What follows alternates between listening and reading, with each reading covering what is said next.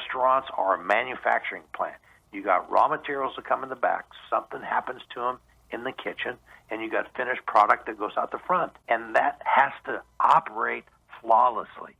You know, when you ask, how can just a regular person can't design a restaurant? Well, first you have to understand how they operate and how they function.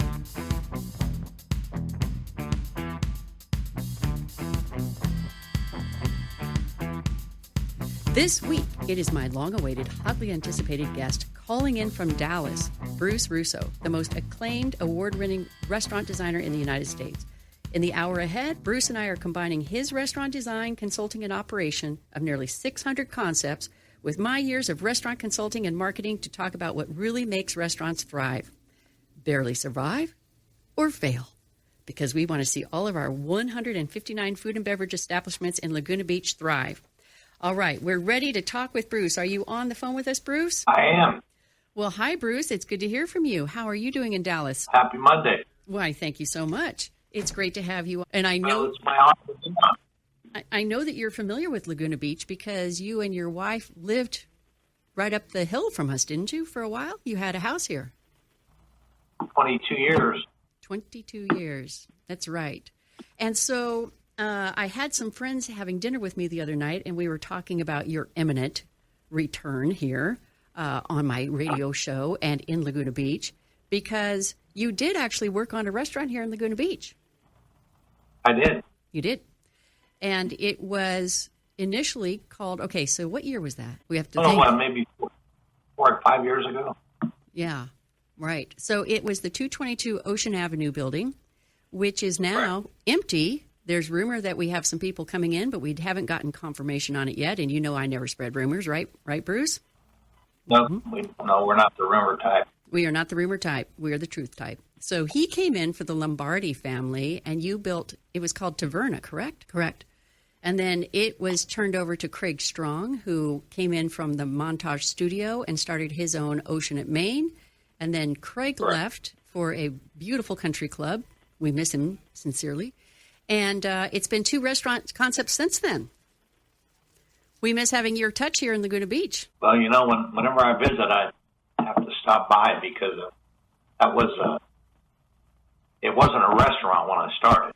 That's and right. The only way it was able to become a restaurant was to rebuild the entire building to the point of historical acceptance of about 95%.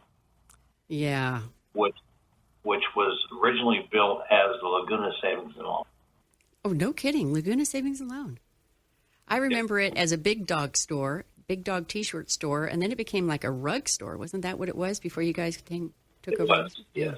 And okay, well, I'm jumping ahead of myself here because we can get to that in a minute. So I really want people to have an idea of you and some of the history of you here. And we'll quickly move through this because I know a lot of people are really interested in what you and I have to say about restaurants. But I really want to know what got you into restaurant design in the first place. Well, I was hooked. I got hooked at a very, very early age. In 1974, I helped a friend's uncle build a burger concept. And weren't you like 17? Yeah, I was. And although I knew a lot about construction, it was my really the first introduction to building a restaurant. And although it was only 900 square feet, I thought, how is he going to make money in 900 square feet? I didn't get it. Mm-hmm. Well, lo and behold, the smaller size created a cozy space that became a big desire for all the clients. Right. And the place was packed all the time. Wow. Yeah, that's interesting. So when who had designed the restaurant? Was it the owner, the friend of? Yeah, it was drawn on notebook paper. But he had a lot of experience with restaurants? He did work for a restaurant concept, but I don't know which one it was. Interesting. But he was an experienced restaurateur. To what degree, I don't know. And but what we did was all, hey, we got to hurry up. We got to get in and get out. You know how to do this. You know how to do this. So, I mean, we built it pretty quick. I want to say we built it in maybe 4 or 5 weeks. Oh my gosh. So what was your biggest takeaway? So you were raised in sort of like a general contractor's home, correct? Third generation. Okay. So that's why you had all the background in construction. Yeah, it was decided what I was going to be when I was in the womb. So what was your biggest takeaway from what you did at the hamburger restaurant? What got you hooked? You know what the hook was? It's like, man, I helped build this place, and now there's people standing in line every day outside the door. Right. And that was kind of the hook. And, I did a lot of things in Cleveland, construction-wise, and then I moved to Dallas, and it wasn't long after I was here, I got back into the restaurant construction side of it, and it just grew from there. And how many years would you say you've been in restaurants, pretty much specifically? Pretty steady for probably the last 28 years, on and off for the past 35 years. Wow. Yeah, that's pretty amazing. And you have restaurant concepts all over the United States now, right? Yes. And you said that you had some here in California as well, Southern California. I did. Yeah, we did. There was 4 in Rancho Cucamonga I did. There was a concept in Manhattan Beach on Rosecrans that we renovated. Mm-hmm. And then, of course, the one in Laguna. Then there was one in San Diego that we renovated. So how many total concepts? I've been giving people sort of a general number. How many total concepts you think you got out there? We're in excess of 550. Okay, wow. Now it looks like we got 14 on deck through 2026. No kidding, 14. 14. Yep. You're going to finish 14 restaurants. Yeah. Are they mostly in the Dallas area? No. 2 in Houston, and then the rest will be in Dallas. Do you go to these sites a lot? Oh, yeah. Oh, yeah. Well, I know that's how I met you, because when you were here in Laguna Beach, you were at that place every single day. Yes. Yeah, there's a portion of the project where, I have to devote a lot of personal time to make sure all the details are put in place the way they need to be. And that particular project that in Laguna, the tough part was shoehorning in all the equipment and all the mechanical pieces of the puzzle and still maintain the apartment above. Oh, right, because it does have that apartment above. Yes. Yeah. So for people who aren't familiar with 222 Ocean, it has a big patio. And then how many seats did you have inside initially? Because I don't think the seating occupancy has really changed. I seem to think it was like 150 on the inside. I think that was about right. Yeah. And then you had an apartment up top that was, did you make that into office space or was it a residence? When I originally did it, it was put back as an apartment for the owner to spend evenings there when he was in town. Mm-hmm. And then when Craig Strong took it over, I think it got converted to like a private dining. Oh, right. I remember that. And I believe Craig had private parties up there. Very exclusive. I don't think you can get more than 10 people. Yeah, I never got to go to one of those private parties. I bet it was amazing with that cooking skill. That man's amazing. But it was pretty unique because, that there was a lot of, we refurbished a lot of architecture on the second floor. Oh, no kidding. Interior and exterior? Oh, yeah, trust me. It was a very strict undertaking, and being that, the historic office for Laguna is only 2 doors away. Mm-hmm. It made it real convenient for inspections to happen just at any time. That's awesome. Yeah, we love those. We love those inspectors. Okay. And they did happen at any time. So, and it's interesting because I know in most cases what you prefer to work with is just a slab. You prefer to build up from the ground. And to move into a space that has historical reservations and requirements is quite another undertaking, in addition to what you're already doing to provide a restaurant space. Correct. Yeah. Correct. So the big challenge there was, the material selection was very small. Mm-hmm. We couldn't go outside of the realm of what the building was built on. Right. So all the materials that went into the finishes had to match the historic. Wow, that's amazing. I mean, the stucco texture and, like the windows,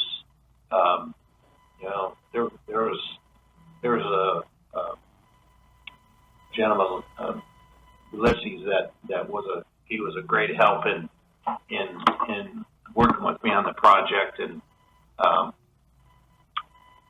there were things where we get out of meetings and just look at one another and say, Did you just hear wow. that? Did you just hear that? Like the windows, we couldn't put new windows in. We had to take the old windows apart and have them custom milled to match all the moldings, Wow. profiles that was in the original building. Right. Yeah, wow. And, we couldn't change the glass because it had the original wavy glass, old glass with arcs in it. And, so we couldn't do insulated glass. But at the end of the day, it ended up a beautiful building. Yes, it certainly did. I've probably said it 100 times if I haven't, but hats off to every person that worked with me on that project. Well, it's got to be different when you come in from another town and you don't have your usual crew with you, because you and I were talking the other day, everyone in your crew is in your crew. They're employees. And that's why you get restaurants put up so quickly, because everybody, has this inner dialogue. They already know what they're doing, and they all are familiar with working with each other. Correct. My entire trade staff, together, we've probably built over in excess of 200 restaurants. Right. So everybody that is on the project, carpenters, electricians, plumbers, mechanical, everybody knows how to build a restaurant. There is absolutely no learning. Well, and I was talking with another restaurant designer guy the other day when I was up at Nia Pizza, and so give us an idea why a regular architect isn't necessarily the best choice for a restaurant, or even contractors, trade people that you were just talking about, the plumbers, the electricians, why they really need to have a specificity for restaurants. Well, it's a very small niche. You can kind of categorize restaurant construction along with hospital construction, because the code parameters that we follow in restaurants is pretty much the same as a hospital, except for the med gas. Our fire codes are the same, the health codes are the same, all the ADA compliance, everything's the same. So, that's a very fine niche, number one. Number two, you have to be cost effective in order to make money, because the scope is so large. Right. And there's no room for error because the schedules are so demanding. Right, I get that. Yeah. It's all about opening day. It's all about the opening day. And when you say that, what do you mean by that, when you say it's all about the opening day? Well, this is how it typically works. When you sit with the clients and design gets to the point where you're ready for a permit, then you start talking opening day.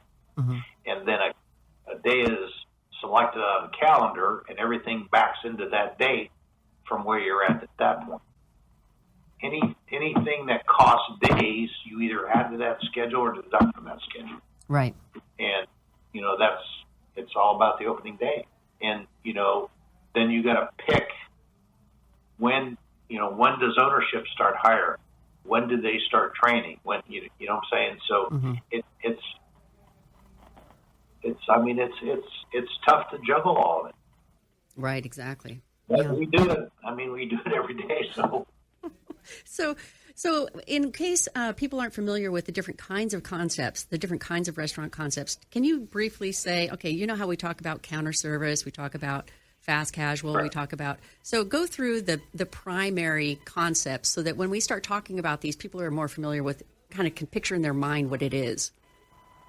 Well, fast casual would be your typical chains like In and Out.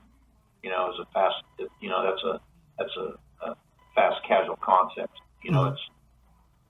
I mean, some have dining rooms, some don't. Like McDonald's when it first started, that was a concept that you walked up and grabbed. Believe it or not, that type of concept is got a strong headwind right now. And that's really, we're starting to see a lot of that come back to where their dining room doesn't exist anymore. Yeah. It's strictly a walk-up window, and you place your order, you get your order, and you're on your own. You sit on the patio or go in your car. Or take it home. So that's kind of the starting point. And then from there, it goes to a fast casual, which, a fast casual concept can be from a $10 check average to a $20 check average. And then we have what you call a chef-driven fast casual, which goes from a $25 check average up to a $40 check average. Okay, so that kind of categories. And I mean, you go to Irvine, and you can see all those restaurants there, and right. It's not hard to pick out which one is which. Right, exactly. And then you get into the fine dining. Fine dining is typically a check average in excess of $85 to $90. The check average, typically in upscale dining is $150 to $200 per plate. And that includes the meal, that includes dessert, that includes your alcohol. So that's kind of the top of the spectrum. And would you say that... Go ahead, I'm sorry. There's one more that's above that, and that would be fine dining, to where it's a fixed menu, and it's a fixed price, to where that can go anywhere from $200 a plate to $350 a plate. Right. So, for instance, our Rebel Omakase that just won a Michelin, they are fine dining prefix. Yeah. Yeah. The chef is the rock star of the night. It's usually less than 40 people. You don't know what the menu is until you get there. Right. Exactly. Okay. Awesome. Okay. So now we have these concepts all sorted out. So you said that the walk-up is becoming more. It's becoming a more popular opinion. Is it becoming that way because of labor costs or operation costs? I mean, what do you think is driving it to that concept? I think labor costs have a lot to do with it. I think the difficulty in finding proper staff, talented staff, wait staff in a restaurant, they're your front and center of the concept. They are your concept, and the hardest part for any restaurant owner that has wait staff is trying to drill the DNA of the concept into that staff. Right. So that the staff sells the concept to the client that they're waiting on as if they were the owner themselves. Right. Very well put.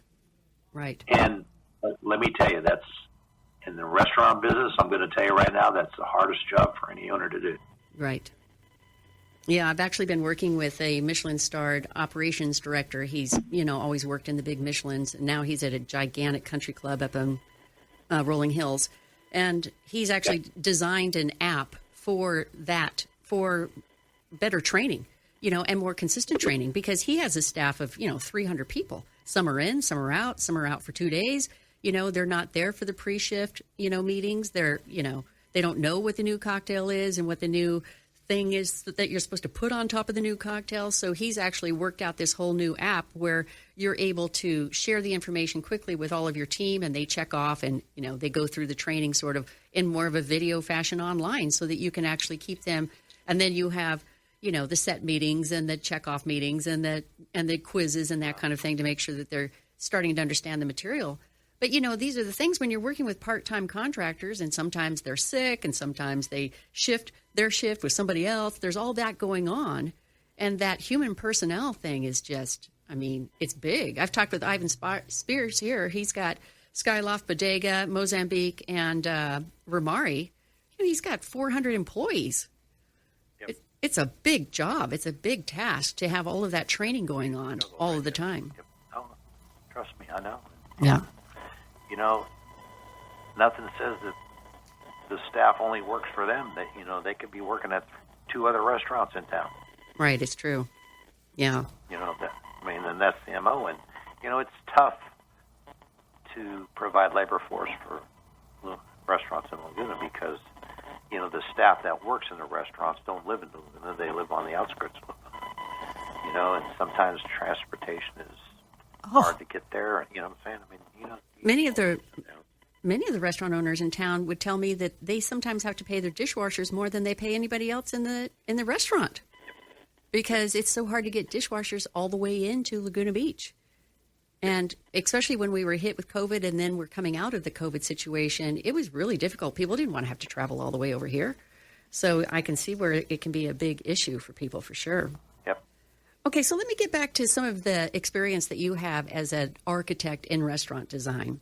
Okay. Which categories of restaurants do you like working in the most, or do you have a favorite? I like the chef-driven fast casual, and then the upper scale fine dining. So, that's the 35 to 4,000 square foot restaurant. Then there's a big gap, and what we're seeing now is, the fine dining, $100 and up check average. Those seem to be coming into. No, they're about 9,000 or more square feet. No kidding. Yeah. For what check average? Here's the trouble. Well, here's what you have to understand, and any operator that's listening will understand it. At 3,500, that becomes a benchmark for overhead. You can get by with minimal overhead with 3,500 square foot of restaurant. When you get into 4,500 to 5,000 to 6,000, you need just as much overhead to run 5,000 square feet as you do 9,000 square feet. Interesting. So there's a profit void there from the 3,500 to the 8,500. No kidding. But, in towns like this, I was talking with one of the chef owners last week, and he said, in Laguna Beach, it's really difficult to have a restaurant over 3,500 square feet because we just don't have the personnel. We don't have the people here in the winter. No. And you don't have, the customer base in Laguna is more, what I experience, it's more local, and I know the tourists come in from time to time, but, that's not what a restaurant operates on. You got to have the locals, the loyalty of the local people in order to survive in a city like Laguna, and I just don't ever see anybody building 10,000 square feet. It just doesn't make sense. No. I mean, the biggest restaurant I think we have is Red Dragon. Well, Mozambique is a very large restaurant. I'll have to ask Ivan about his square footage there because that is, that's 3 levels. That's a lot. Yeah. That's a big restaurant. Well, but see now 3 levels, that could be 3 concepts in one. Mm-hmm. Well, and an operational sense. You see what I'm saying? Yeah. So explain that a little more for people so that they understand what you're talking about.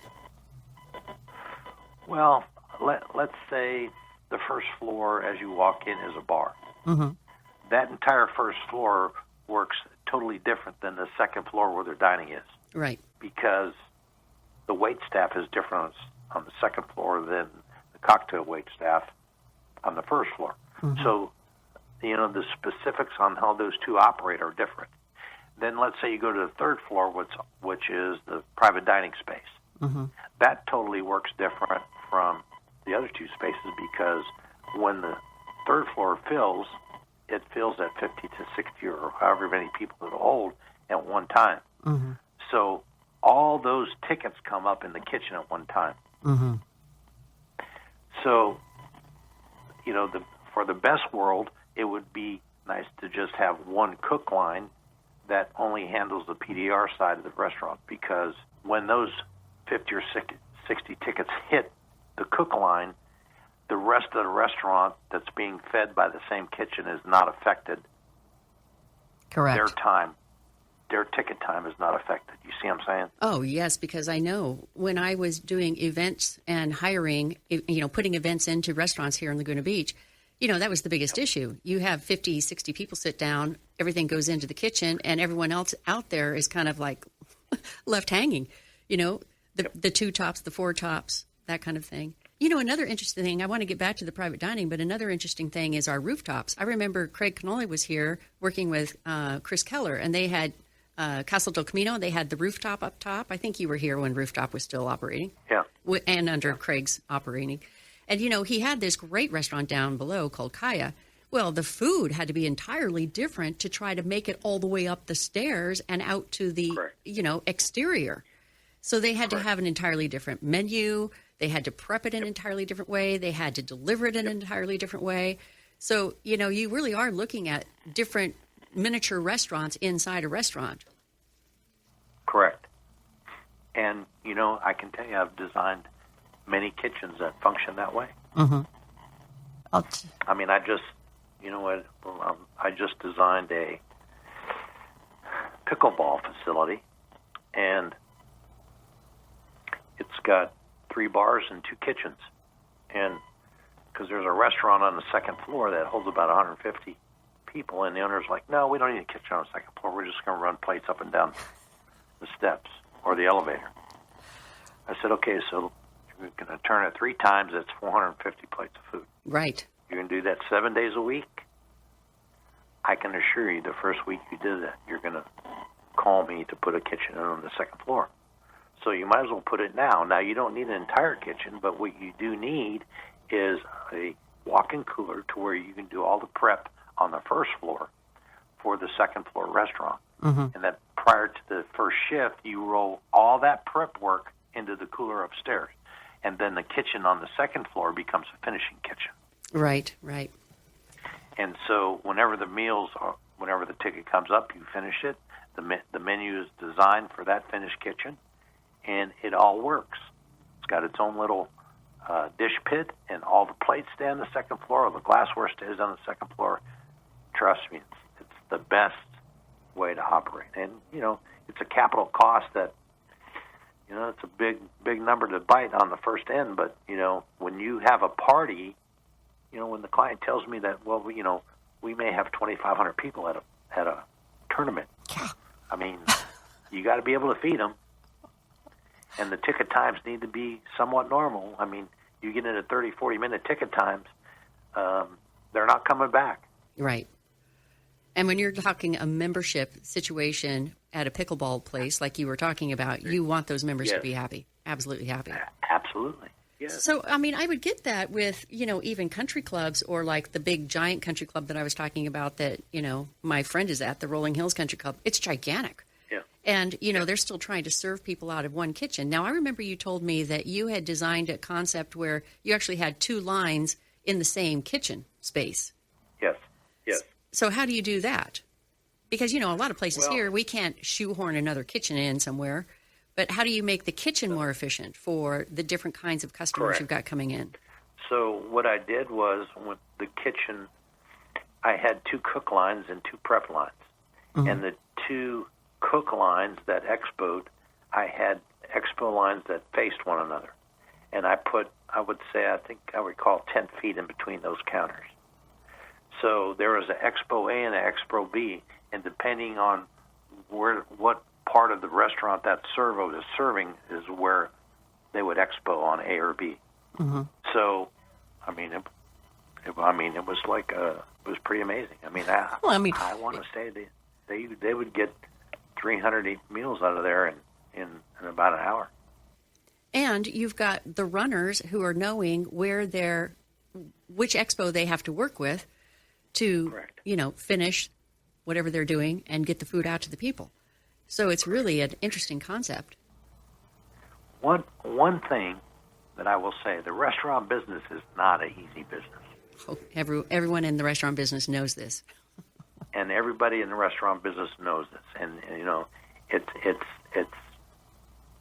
hats off to every operator out there and every owner out there because, I know what it takes. I know what the pitfalls are. I know what the ups and downs are. And I know the battles they battle. And, we deal with it every day, and that's why I think we're very successful at what we do, because we understand what their needs and their pitfalls are.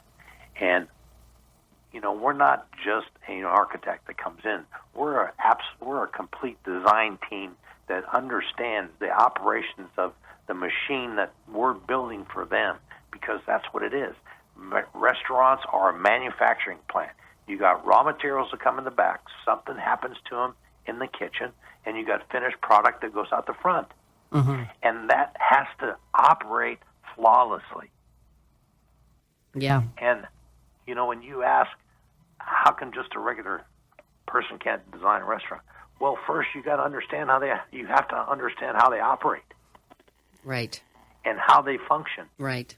Okay, and then you strip it to, okay, how can we make this operate with 4 people instead of 10 people? Mm-hmm. And that's all part of the design. I mean, I designed every kitchen I designed for the past 15 years. It works with 3 people on Monday, Tuesday, and Wednesday, and with 6 or 8 people on Wednesday, Thursday, Friday, Saturday. Mm-hmm. Because you got your slow days and your busy days. Right. And your kitchen has to expand and decrease. It has to. Correct. It has to be able to move in both directions as the same edifice. Correct. On Monday, Tuesday, and Wednesday, the kitchen staff is working in a 4-foot by 8-foot square. Mm-hmm. Okay? All 3 guys. Or whatever, 3 men. And then when it comes to the Wednesday, Thursday, Friday, Saturday, now they work in a 4-by-4 square. And there's no reason for them to go outside that 4-by-4 square. All their prep work should be done. It should be in the drawers, either under the cook equipment or just as they turn on the backside of the expo line. Mm-hmm. Okay? Everything that they need at their station should be in that 4-by-4 square. And if they go out of that 4-by-4 square, somebody needs to start taking a look at why they're going out of the square. Mm-hmm. Yeah. It's okay to go to the restroom, but that's it. Yeah, that's right. That's right. Yeah, I mean, it is an interesting strategy to study. It's, you and I have talked for hours about this because, Yes. when you and I go into restaurants, I kind of go in from I think we both go in from a user experience, and we're looking at how the branding feeds into everything that is going on in the restaurant in front of house, right? Correct. But then I'm always curious to see what's going on in the kitchen. I want to see how the kitchen is laid out. I want to see what's going on there because that is where your efficiencies are and where your deficiencies are. And, you were saying earlier that, you know what the restaurants need most. And I don't want to take this line from you because it's so good. But what do you think the restaurants need most? Like, what do you design a restaurant to do? Make money. Make money. That's right. And you say most restaurants are not designed to make money. Correct. They're not. That is totally overlooked majority of the time. And what do you think that is? Is it because they're trying to shoehorn their concept into an existing restaurant space, or is it because... Well, but, I'll tell you a lot of things, Diane. Number one, there's a lot of equipment that's available but not necessarily efficient for whatever the concept may be. If you got 80 seats in the front of your house, you don't need equipment like you got a country club kitchen with 4 private dining rooms. Right. You understand what I'm saying? Right. So they load in too much equipment. And there's a formula that it becomes to where, the formula is you either need people or equipment. And what do you need more of? Typically, the bigger kitchen, you need more equipment and less people. Mm-hmm. The smaller the kitchen, you need less equipment and more people. Do you find that when restaurants start with a chef driving the restaurant space or the kitchen itself, that the menu sometimes creates more of the equipment thing instead of scaling it to, like, have you found that to be an issue? Well, yeah, and we run into that a lot, and the chefs have their, what they would like to see their kitchen function as, and for the most part, we make it happen that way, but we go through their thumbnail sketch of their kitchen and their desires, and then we do our version and say, this is what we did here, and this is what we think you could use here, or, you can use this instead of this, which brings it more to a common cook line that 95% of the staff that works in the restaurant business is accustomed to. Mm-hmm. And they understand the flow. You got a pantry, you got a place for proteins, you got a place for sides, you got a place for desserts. That's a typical kitchen setup. And when you start breaking out of that mode, then you got to train staff in order to function. And right. they, you may have somebody with 20 years experience. It's like, man, I haven't worked in a kitchen like this. Oh, yeah. And, they get it sooner or later, but, it's the learning curve. Mm-hmm. Right. Which, that's the biggest killer of anything. Whether it's construction, design, operations, it's the learning curve. Oh, right. That is the biggest thing to overcome. Well, I had asked you earlier, I'd love to hear your answer on this. What do you think is the biggest mistake you've made in restaurant development as you've worked with all of these different investors, owners, everybody? The biggest mistake I ever made? Mm-hmm. Listening to an owner on design details on the side of the kitchen when I knew better. Interesting. And ended up redesigning a big portion of it to where he obtained probably 40 more seats in his dining room. Wow. Isn't that interesting? And it was, when it opened, he was amazed how the kitchen worked without everything that should have been in, that he thought should have been in there. Efficiency. Every restaurant has real estate, okay? And when you get into the kitchen, I don't care how big the concept is, 30% is the magic number. That kitchen facilities should not exceed 30% of the entire space. Mm-hmm. And I can tell you there's times that, I beat myself up getting it to 30%, but, we like the 27 to 28. We like that because that's all the real estate you need. You don't need, like in Laguna, you don't need a restaurant with a 22 by 8 walk-in cooler. Right. You know what I'm saying? Yeah. The real estate's too expensive. So you cut back the walk-in cooler size to where you get deliveries every day. Right. Trust me, every purveyor in any city in the country would be more than happy to bring you product every day. Mm-hmm. For a fee. Yeah. And that fee is going to be less than the loss than what you would be losing in the square footage. And then wine storage is another thing that I push back all the time.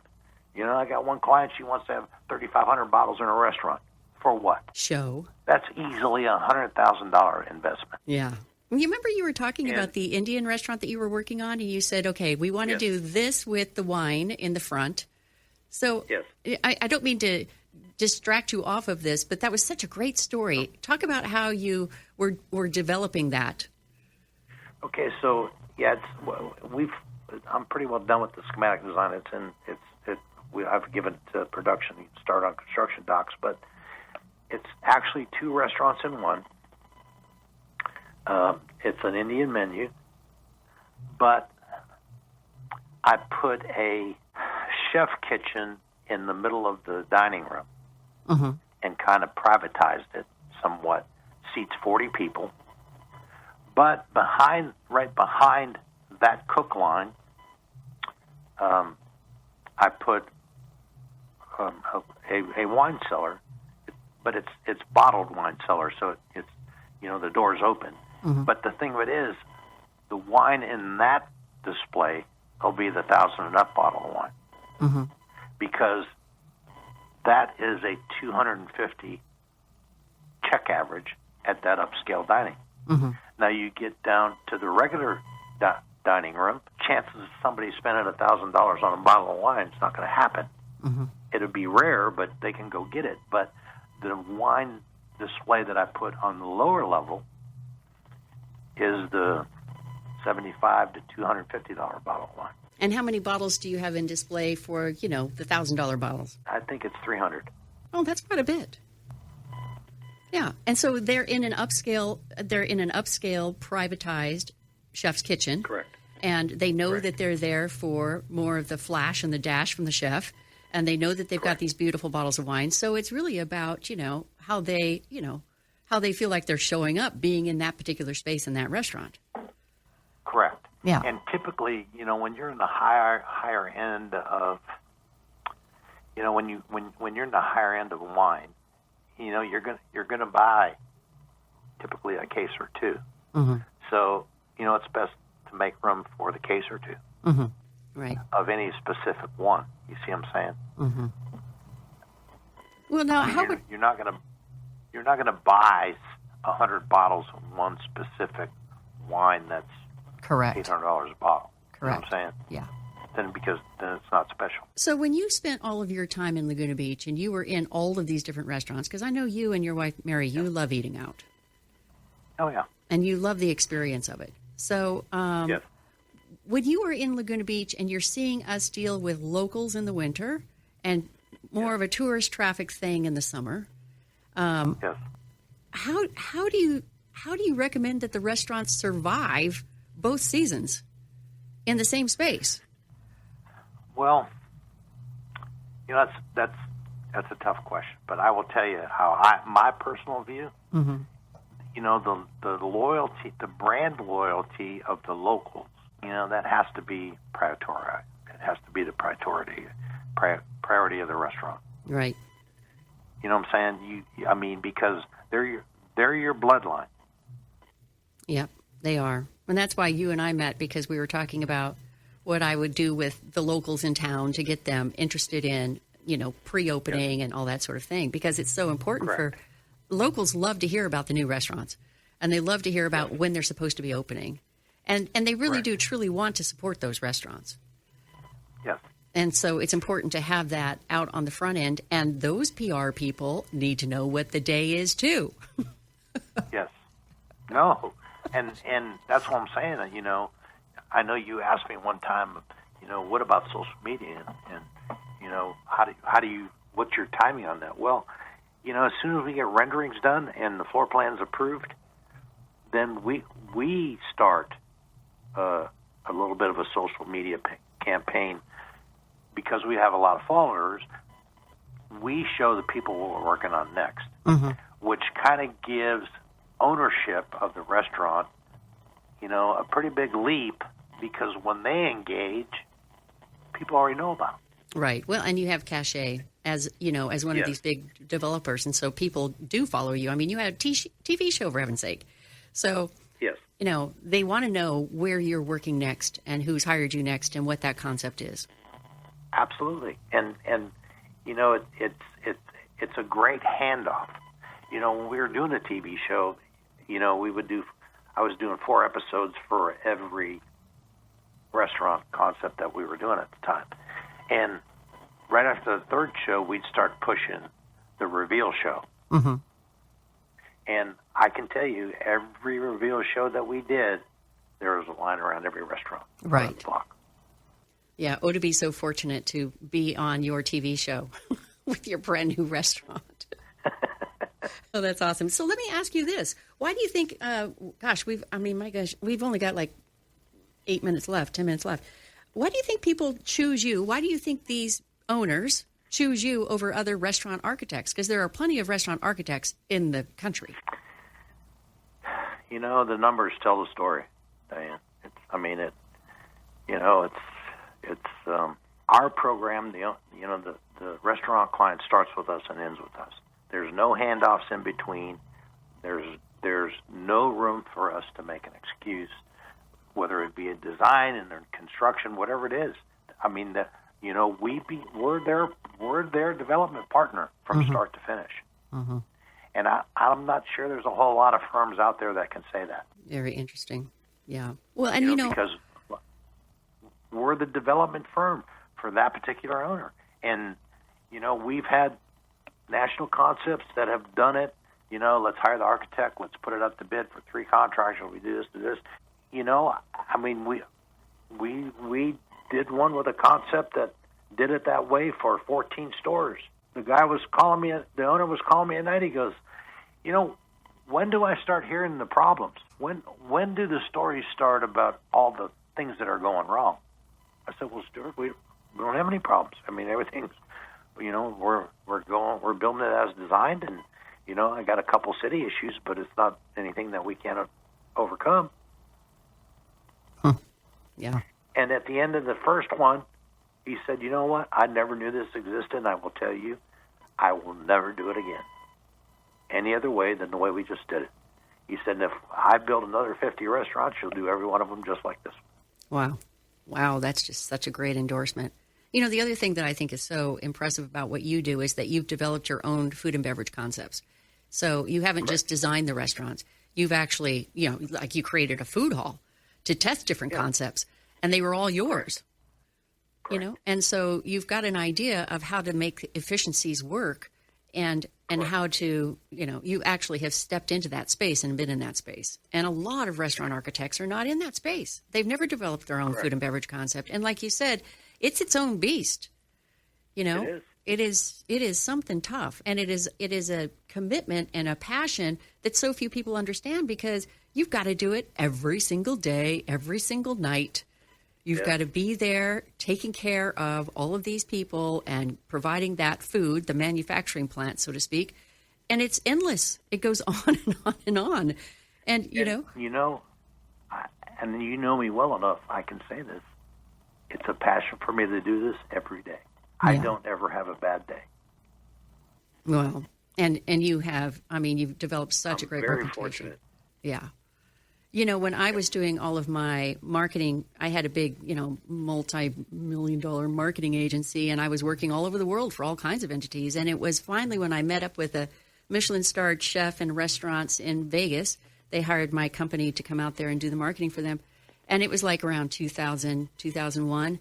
That was it. I was in for restaurants for the rest of my life. I changed the whole agency to just hospitality, because it's so amazing to work in that kind of a passion. And and I feel it too. I love it. I love food. I love the chefs. I love the owners. I love the fact that they make such a huge commitment. Most of them don't get huge bank financing. They're all doing it, you know, out of their own pockets, because they just feel like they have to create this concept. Yep. No, and I mean, you know the story. You know the story of, you know, when I was asked to, well, you know, I can't pay you. If you can just wait 90 days for me to pay you. That was a huge story. Yeah. I want you to tell that story if you can. We've only got a few minutes, but it's such a great story. Well, it was a restaurateur that this was his third attempt at trying to get a concept off the ground. And he had some financial difficulties, and there was a landlord, a developer in Dallas that took them under his wing, and they did 2 build-to-suits that I did. Okay? And we finished them, and it was an 80-20 split, and he had to pay the 20% of whatever it was. Anyway, when it come time to pay me, he said, well, Bruce, I don't have it right now, but if you can give me 90 days, I'll pay you 110% of what I owe you. Just don't lean the property, and don't, you know, just work with me. I said, well, you know, you seem like a fair enough guy. I'll work with you. That's a big chance to take. I worked with you, and, you know, for the next 20 years until he passed, whenever he seen me, he would actually get out of his car with tears in his eyes and hug me. Or if we were out to dinner, he'd walk across the entire restaurant. Now, I got to tell you, he had a polo accident, so he was somewhat crippled. And he would walk across the complete restaurant to give me a hug with tears in his eyes. And one day, his wife asked me, she goes, you know, every time he sees you, why does he tear up? So I told her the story real quick. Well, it ended up being a beautiful story, and at the end of the day, the gentleman's name is Norm Brinker. Brinker International. Oh, my goodness. Isn't that amazing? Well, it's amazing that he had the confidence and he knew that it was going to be okay in 90 days, because that is a huge belief. And that he also knew that you had designed a restaurant that was going to produce that for him. And you want to know something? That restaurant still stands today. Wow. That's I incredible. built it in 1987. Wow. Pretty amazing. That's amazing. Yep. Well, I love these stories, and it has been a great introduction, I hope, to my audience to understand the depth of understanding that you have and knowledge that you have and experience that you have in these restaurants. Forward to it, for sure. Yes, and I know that we're going to have, chefs and owners and even just regular patrons. I mean, we haven't even talked about the front of house and what to do with that. But we're going to have a lot of questions coming in that I'll start peppering you with as we move forward on this. But I just think it's so important for people to understand just how complex a restaurant is. And when they're in a space, especially on the new days when they just open a restaurant and they're just getting their feet under themselves, and everyone rushes in to try the restaurant and then they come out complaining about it, that just breaks my heart because those first couple of days, you're never going to hit it 100%.